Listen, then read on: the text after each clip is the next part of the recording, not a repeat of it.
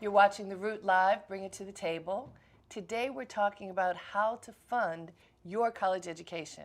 If you've been thinking about it, whether it's you're just out of high school, ready to go to college, or you might be reconsidering a new career and you need to get educated in order to do that. Well, with me right now is Amber Johnson. She's an awareness and outreach specialist at the Department of Education in Washington, D.C. We have gone to the source. Hi, Amber. Hi, Harriet. How are you? I'm great. Wonderful. So, a lot of people are going to college for many reasons. Absolutely. Starting with, high school students who are very excited about having completed, just about completed their education. They're all ready to go. They may not have the money to go.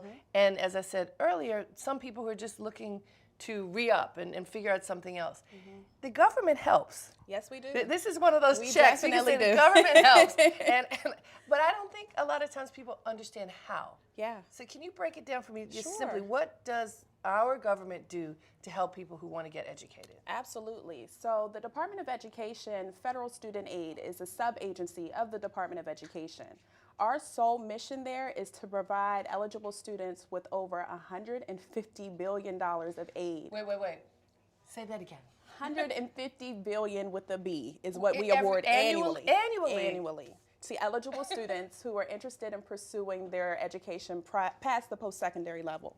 Okay, so 150 billion is a ginormous number annually. Annually. How do you know if you're eligible? So the main way to determine eligibility, there's only one way, and that is through filing the free application for federal student aid, commonly known as the FAFSA. And so Wait, say it again. The free what?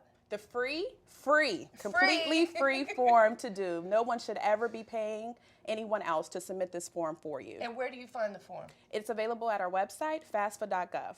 FASFA? FAFSA. Okay, FAFSA.gov. Yeah. And okay, you fill out this form.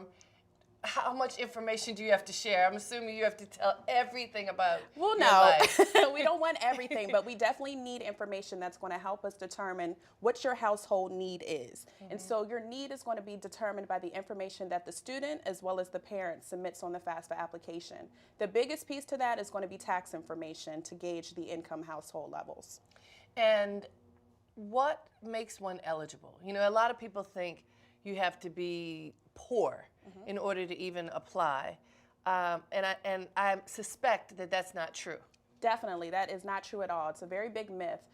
In general, most Americans are going to be eligible for some form of federal student aid. Most.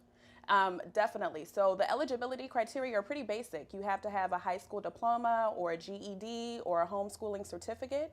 You also have to be a U.S. citizen or an eligible non-citizen. You also Meaning, like, if you have a green card or... certain visa categories are eligible to receive federal student aid, and so the school works with those students to provide the necessary documentation to verify their status. Okay. And then also, if you're a male, you have to be registered with the Selective Service at the age of 18. Wait, what? Yep, you have to be registered. Just one of the things Congress wrote in to be eligible for federal student aid as a male registered. So what does that mean? It's just general, one of the questions asked on the FAFSA. Okay. But it doesn't mean that you have to go into the armed No, services. doesn't mean that you're going to be Okay. sent overseas. It's just a general requirement, That one they're of the aware of questions, you. that they are aware that you have been registered. Okay. Anything else? No. And how long does it take after you apply? You fill out everything, you tell everything you have to tell. When do you find out if you're eligible for anything? So how it works is that once the student has submitted their FAFSA, and we do accept applications both online as well as paper. Obviously, paper is going to be the faster way to do that. No, online is the faster, no? Yeah, online. Online, sorry Right, about right. that. Online is going to be the faster way to do that. We process about 98% of our applications online. And so how that works is that once you submit your application, that information gets sent to all of the schools that you have indicated that you want to receive your financial profile. From there, you're going to get a summary document that's usually sent to you by email 2 to 3 days after with all estimates that says this is what your estimated need is. You won't know officially what your funding levels are going to be until you get an award letter from that school. Okay, I'm playing devil's advocate Yes. now. I have never heard of anything in the government happening in 2 to 3 days. Is this real? Are you telling me the It's truth? real. I promise you it's real. If the student on the FAFSA has indicated an email address, they will receive what is called a student aid report. And so this is a summary of the information that they just submitted, and they'll get it in 2 to 3 days after they have submitted their FAFSA. If they've done it by paper, it will take longer, Sure. so general mailing time frames. Now, tell me the types of aid that are offered. You know, I know the government doesn't give scholarships, No. but they're grants and loans. Is that what the two options are? So there's actually 3 categories Okay. of aid that we offer. So we offer grants, free money that does not have to be repaid whatsoever. So for students who are looking to build how they're going to pay for college, go for the free stuff first, Of which is going to course. be the grants and the scholarships. And although we don't offer scholarships, we definitely understand that things work in tandem and you need a lot of free money so you can avoid some of the loans and other things that are out there. We also offer what is called Federal Work Study, which is a program where the student is able to work part-time while earning their degree, and they're able to earn money, some hands-on work experiences. They'll get a paycheck, and they can put it towards their own individual costs. And how does that happen? It's through the school that the government works with the school Right. in partnership in order to offer this work study? So our money? schools are big partners in this whole federal financial aid process. We allocate the money and the spending levels to the schools, and dependent on the school that you're interested in going to, they may participate in programs and they may not. So you want to make sure that if you're interested in work study, that you've done a little bit of research at that school to make sure they offer it. And what's the third way? The third one is loans. And I know loans gets a bad rep out there, but what we tell people is that the biggest way to avoid any issue is to only take out what you need. And so in order to know what you need, you have to be an informed consumer. Just like buying a car or buying a house, it's an investment in yourself. And so we want to make sure you have the tools you need to be an informed consumer. Now, I've talked to a number of people who, for whatever reason, one of them being having lost their job, being laid off, company went out of business, something happened. So adults, mature people decide, I need to go back to school because I need to upgrade my life. I need to figure out a new thing to do. Will the government help people who are over 25? Definitely. There's no age restriction or cutoff whatsoever when it comes to federal student aid and filing the FAFSA. We do work with traditional age high school students, but then we have a large range of students that are coming in from different points in their lives, coming in from a job search, older individuals, so it doesn't matter. The age doesn't matter at all.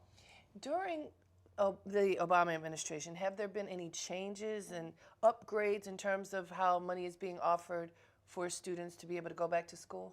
Well, one of the major overarching initiatives that President Obama and the administration have is to make sure that America is leading the world in college graduates by 2020. And so that means a lot of work for us, and as well as all of the different agencies. But more specifically, there is a White House call to action that the administration has also been working on that's a partnership with over 150 organizations, colleges, universities that have collectively come together with the common goal to create access opportunities for low-income students. And so we at the Department of Education have to make sure that we are creating access as well. And so we're doing that by making sure everyone is aware of the products and services that we have so they can everyone can get their piece of the pie. Okay, so again, if people are looking for support from the government to continue to get their higher education, whether it is the first degree or any additional degree, where can they go in order to learn how to get money? Several places. So the first place I would direct would be studentaid.gov. That is our official website with all things federal student aid.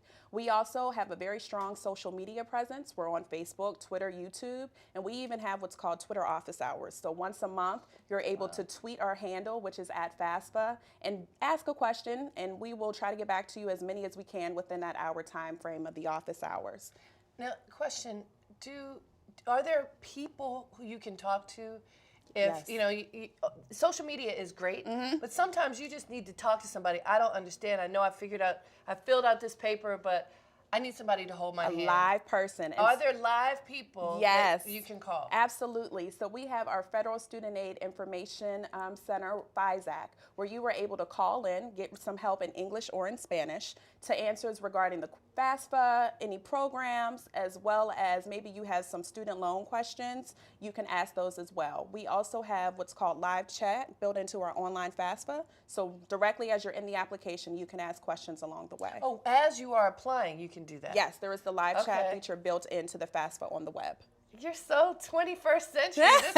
This is very good. Thank you Thank so you so much. much. This It's is been a pleasure meeting you. It's really exciting to know that you can get help and that there's $150 billion annually waiting for somebody. Maybe it's you. If you are looking to go back to school, you're trying to figure out your funding, or you have figured it out already, let's talk about it. You can join the conversation right now by writing to us on Twitter at The Root or on Facebook at The Root. You're watching The Root Live, Bring It to the Table. We're talking about funding a college education. We'll be right back.